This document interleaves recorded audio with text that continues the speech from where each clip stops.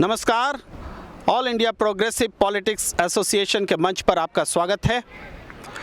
एक ऐसा मंच जो देश में राजनीति बदलने की आकांक्षा रखता है, जो राजनीति का जो स्तर है, राजनीति क्यों हर क्षेत्र में शिक्षा, स्वास्थ्य और जो दूसरे सेगमेंट हैं, सब जगह प्रगतिशील अवधारणा कैसे आए। जाहिर बात है कि राजनीति से ये चीज़ें बदलती हैं, इसलिए राजनीति फोकस में रहती हैं।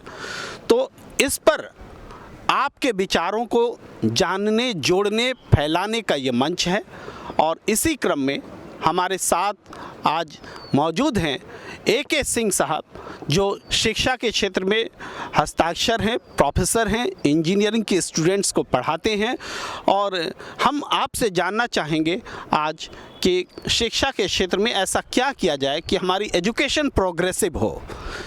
सिंह साहब, आपका स्वागत है आईपा के मंच पर। धन्यवाद सर, आपने हमें अपने मंच पर बोलने का मौका दिया। जैसा कि आप जानते हैं, पूरे हिंदुस्तान में शिक्षा का स्तर इस तरह से है, अगर इंटरनेशनल लेवल पर देखा जाए तो हमारे जो विश्वविद्यालय हैं 1000 की श्रेणी में भी नहीं आते हैं। पिछली जैसे अभी आप अंतर्राष्ट्रीय रैंकिंग की बात कर रहे हैं सिंह साहब? जी, तो क्यों नहीं आते हैं, मैं इस पर बात करना चाहूँगा।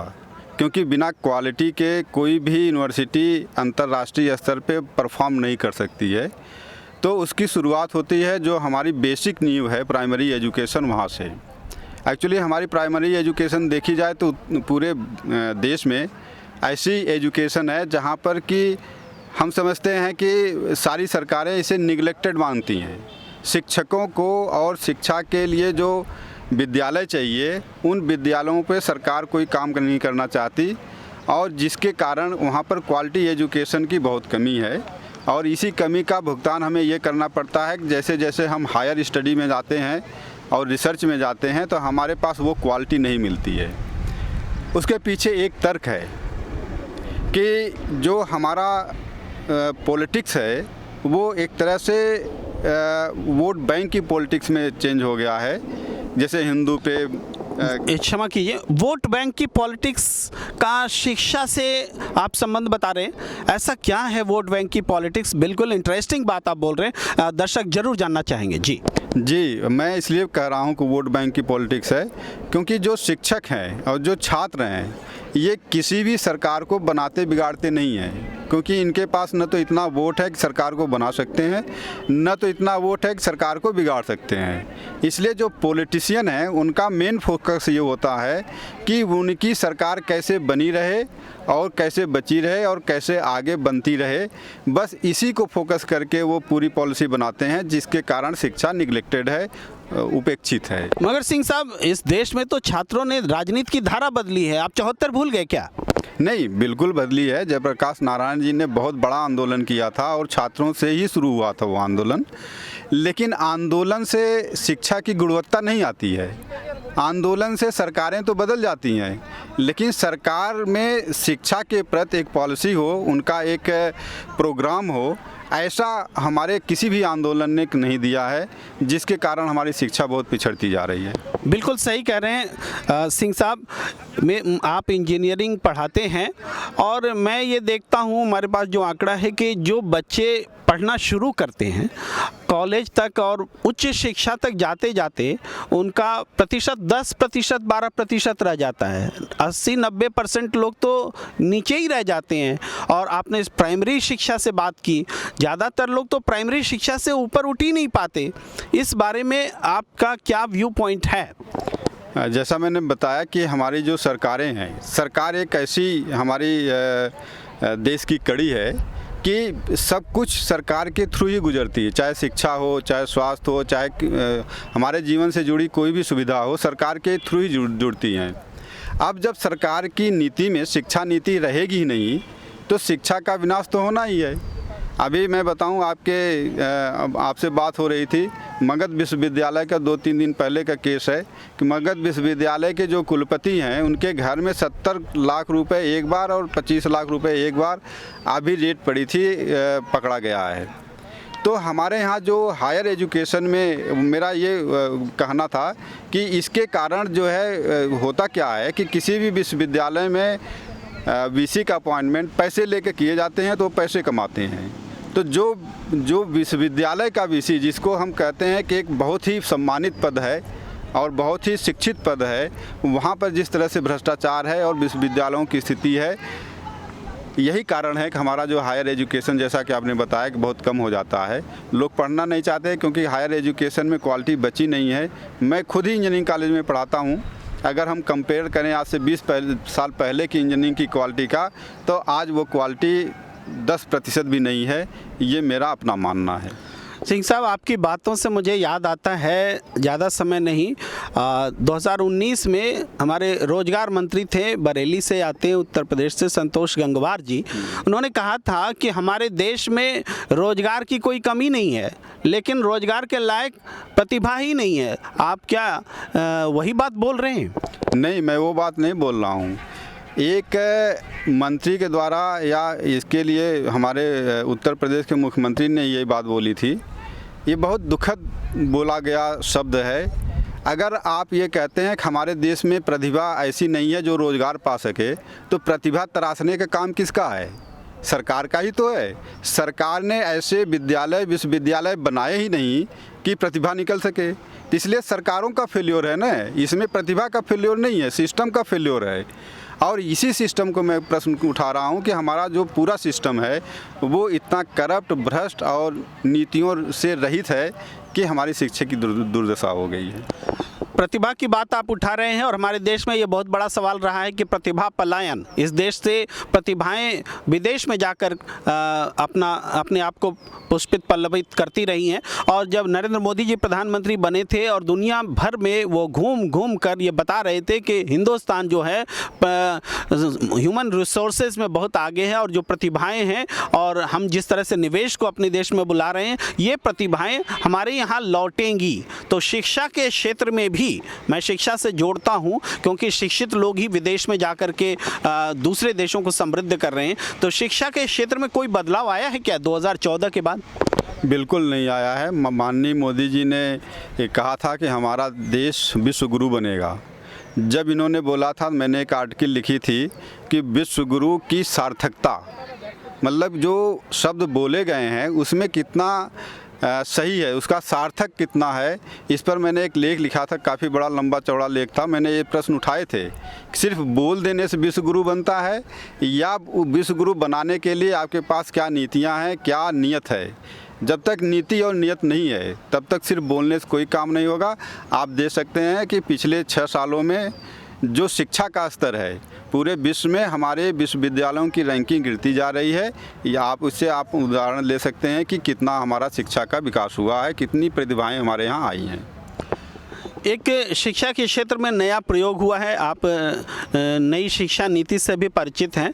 एक कॉन्सेप्ट आया है कि लोगों को आप टेक्निकली स्किल करें, हाँ, और स्कूली शिक्षा के दौरान ही उसके स्किलनेस को बढ़ावा दें। तो इससे क्या है कि हमारे यहाँ स्किल्ड हैंड बनेंगे और रोज़गार के अवसर भी उनको मिलेंगे और देश की समृद्धि आएगी। तो इसमें इस दिशा, इस सोच से आप कितना सहमत हैं और इस दिशा में जो प्रगति हो रही है उस बारे में आप क्या बताएंगे? देखिए, सोच से तो मैं बिल्कुल सहमत हूँ, लेकिन सोच से बताया ना कुछ होता नहीं। एक्चुअली मैं आपको डेटा बताता हूँ जो इंजीनियरिंग कॉलेजों के क्वालिटी एजुकेशन की है। जो आप कहते हैं ना, जो स्किल्ड हैं, ऑलरेडी जो इंजीनियरिंग करके निकलता है वो स्किल्ड होता है।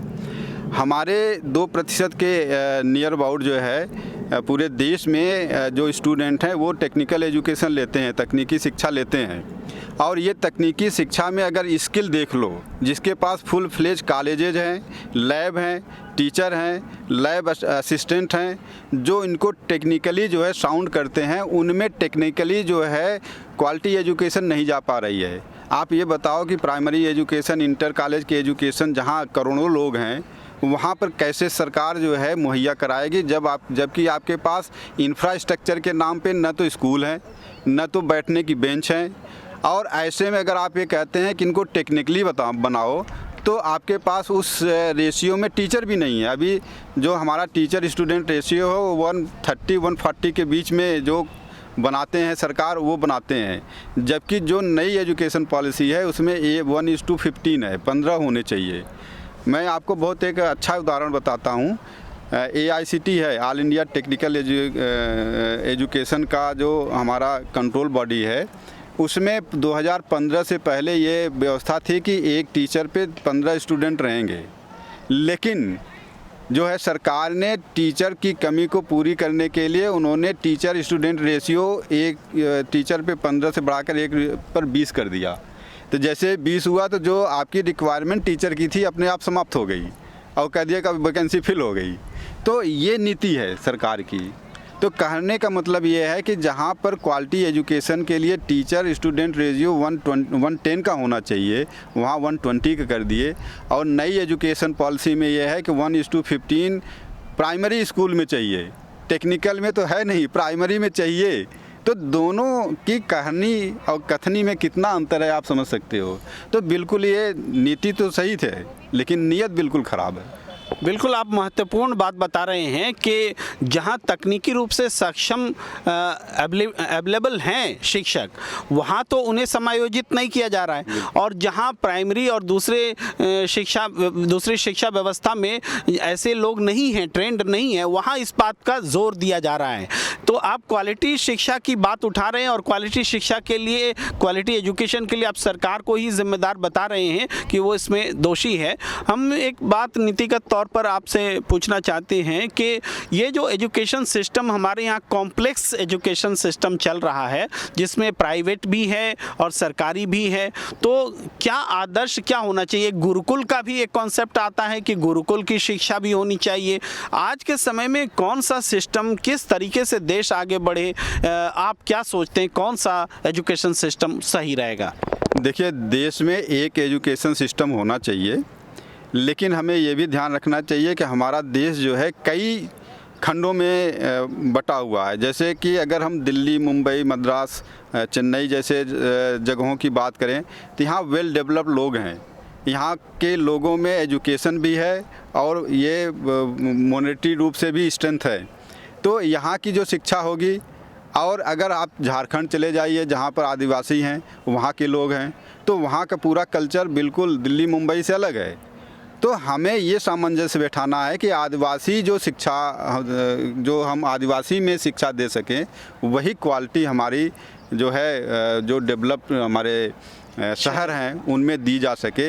ऐसी पॉलिसी बननी चाहिए। ऐसा नहीं है कि आप एक जैसी सब बना दिए और वो आदिवासी में भी इम्प्लीमेंट हो जाएगी, यहाँ भी हो जाएगी।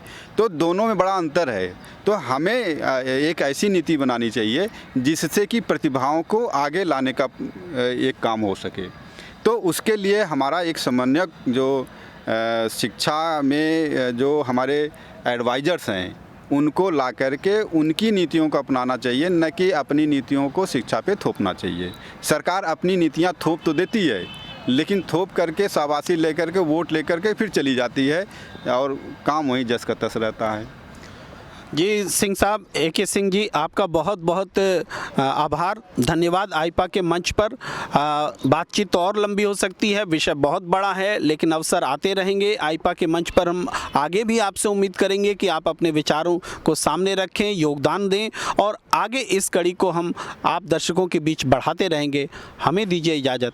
नमस्कार।